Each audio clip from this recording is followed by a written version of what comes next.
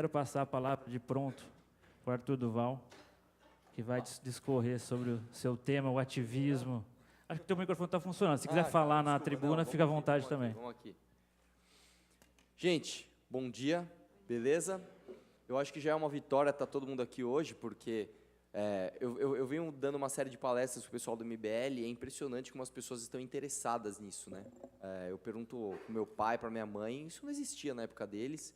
E quando eu estava na escola, eu lembro que uma vez a minha escola organizou um evento para a gente ir falar de política numa casa pública, e eu lembro que tinha, acho que, sei lá, 8, 9 pessoas, tipo, ninguém, nem da própria escola quis ir.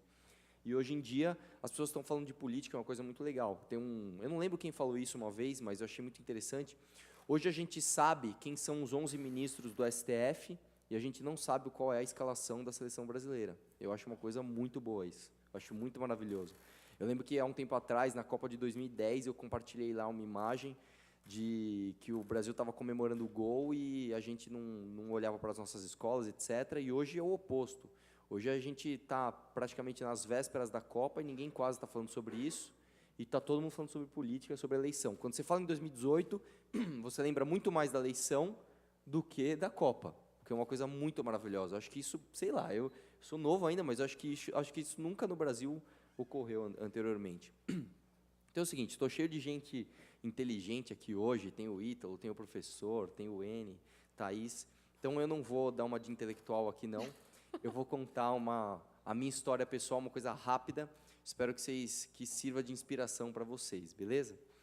Quando eu era criança eu tinha uma tia, eu sempre conto essa história nas palestras, o pessoal já não aguenta mais ouvir essa história, mas acho que vocês nunca ouviram, então eu vou contar da minha tia de novo. Sabe aquela tia legal, aquela tia que quando você chega numa festa de criança, tá aquela chatice, um olhando para a cara do outro, aí chega a tia, a festa fica legal, ela anima todo mundo e tal. Eu tenho essa tia, cara, ela é maravilhosa. E essa minha tia, qual que é a história dela? Ela foi fotógrafa durante muitos anos, inclusive na época mais dura da ditadura. Ela já é bem senhora hoje, e então vocês imaginam como que foi a minha infância, ouvindo as histórias dela da ditadura, de como ela fugia dos militares, de como ela tomava bomba na cara, de como ela era revolucionária, falando do Che Guevara, meu Deus, tal. E eu, nossa, essa minha tia é muito legal, ela sempre foi descolada, sempre foi das artes, sempre foi muito legal. E eu sempre tomei ela como um norte na minha vida. Então, eu era um jovem de esquerda, eu me considerava um jovem de esquerda, mesmo sem saber muito o que era isso, né?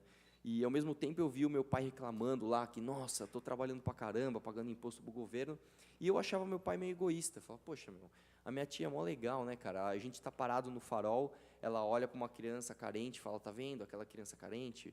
Você tem aqui a sua família, você tem onde estudar, onde comer, onde dormir, e essa criança não tem nada, tal. Então, poxa, a gente tem que pagar imposto, a gente tem que ajudar o governo a ajudar essas pessoas. E eu passei minha infância inteira achando meu pai um cara um pouco egoísta, por reclamar dos impostos, e achando a minha tia maravilhosa porque ele distribuía a renda.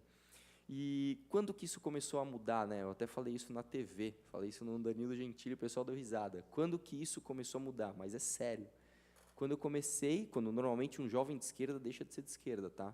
Quando eu comecei a trabalhar, é assim que funciona. Você começa a trabalhar, você fala, brother, essa parada de imposto não é o que me contaram, velho. Não é bem assim, né? Você começa a ver que o Estado ele não distribui a renda, ele distribui das pessoas para ele próprio, só se for. Porque ele continua cobrando impostos abusivos, continua não impulsionando quem produz e continua tudo uma porcaria. E aí, eu costumo falar também uma coisa que aconteceu, quando eu tinha 17 anos eu entrei na faculdade e eu comecei a trabalhar período integral com meu pai. E aí, o que aconteceu que eu estava lá estudando engenharia química, então eu estudava derivada, integral, cálculo 1, cálculo 2, estudava umas coisas mó complicadas, me achava um engenheiro. E aí, um dia, meu pai teve que sair da empresa por uns 3 dias e chegou um cliente lá. Aí ele chegou, a gente tem uma microempresa de revenda de chapa de aço, né? Não sei, quem trabalha com metalúrgica sabe o que é isso. É tipo um ferro velho. Eu chamo reciclagem de aço para ficar chique, mas eu tenho um ferro velho, essa é a verdade. E aí o pessoal chega lá e compra algumas chapas, etc. E aí tinha um cara uma vez que ele comprava lá 400, 500, 600 reais, quando muito. E um dia ele chegou e falou, Arthur, nossa, cara, preciso fazer um pedido enorme com você aqui. Eu lembro que eu fiz a conta, deu 12 mil reais. Eu fiquei feliz demais. Eu falei, meu Deus, cara, eu sou o gestor, estou vendendo aqui 12 mil reais. Liguei para o meu pai e falei, pai, é o seguinte, tem um cliente aqui querendo comprar 12 mil reais de chapa. mas ele quer pagar em cheque, né? Aí meu pai falou, não, beleza, você recebe o cheque, quando compensar o cheque, você manda ele vir buscar o produto. Maravilha. Peguei o cheque, depositei, no dia seguinte eu fui lá no Internet Banking, estava lá saldo vinculado e o valor do cheque. Eu falei, nossa, legal, liberei para o cara e tal. No dia seguinte o cheque voltou. E cadê a contradição na parada? Quando meu pai voltou, ele me fez uma pergunta que eu fiquei igual os caras do meu vídeo, fiquei travado. Ele falou assim, Arthur, você estuda engenharia química, cara.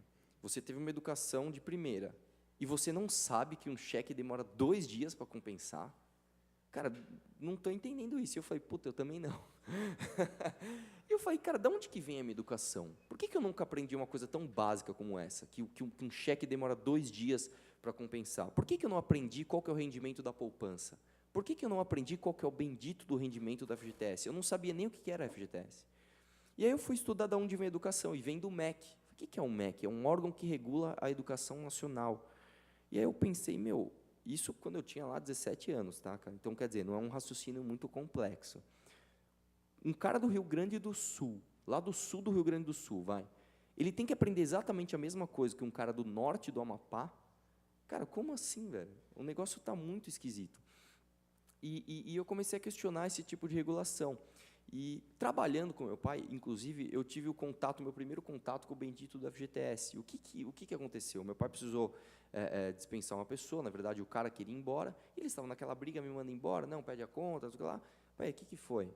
Não, o cara quer ser mandado embora, senão ele não pega o FGTS. O que é o FGTS? Ah, é assim, assado. Espera aí, pai, deixa eu entender. O dinheiro é dele, e ele não pode pegar se você não mandar ele embora.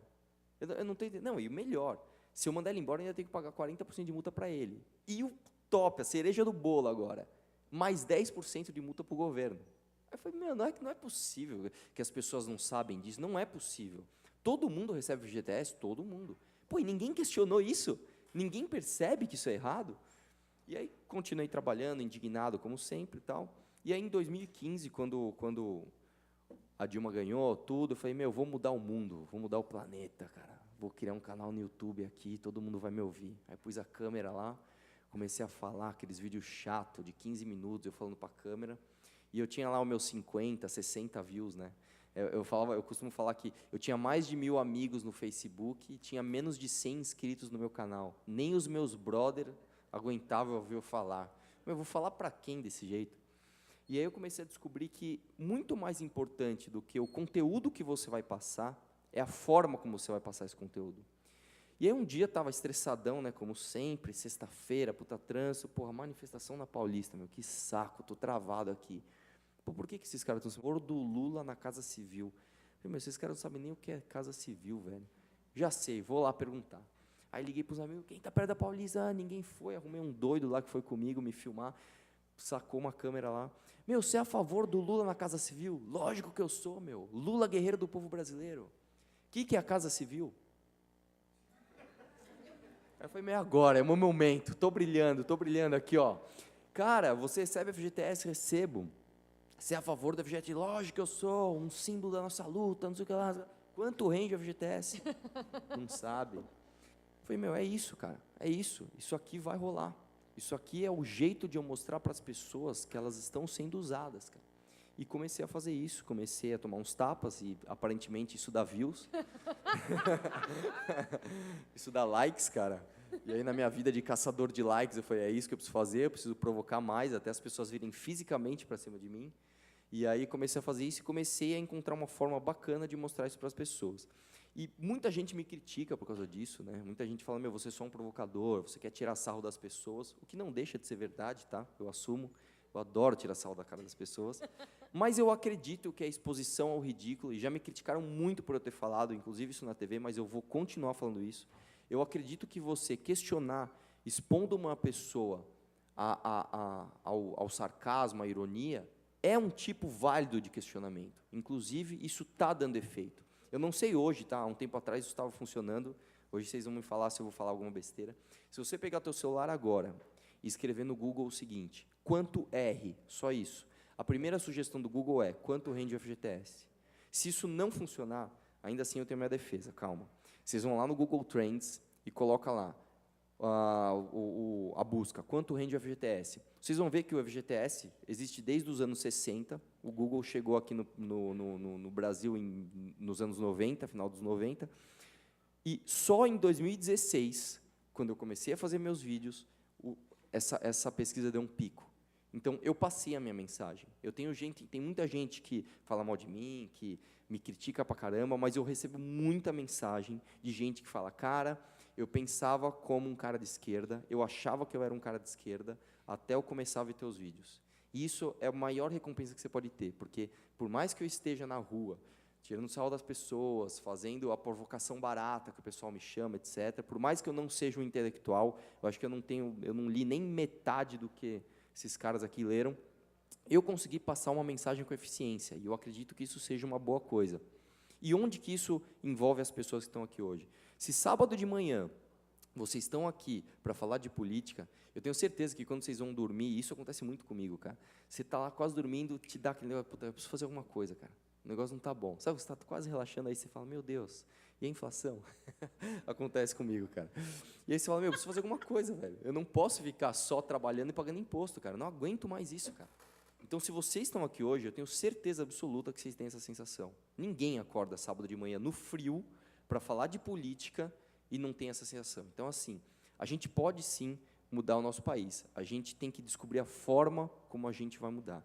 Essa é a maior descoberta que a gente tem que fazer. Não só o conteúdo, porque isso já tem em livros, cara. Se você quiser ser de esquerda, você vai ter um monte de base teórica para ser de esquerda. Se quiser ser conservador, quiser ser liberal, quiser ser libertário, você tem base teórica para tudo isso. O que a gente tem que descobrir é a forma como aplicar aquelas ideias, a forma como fazer essas ideias acontecerem. Então, eu me considero muito mais do que um intelectual, porque eu não sou isso. Inclusive, a maior crítica que o pessoal faz em mim é a mamãe falei, não sabe nada, não sei o que lá. Eu sou mais um executor. Eu acho que isso também faz parte, e todo mundo que está aqui é um executor em potencial, porque levantou de manhã no frio para falar sobre política. Então, vamos continuar nessa luta, beleza? Um abraço aí, gente. Valeu.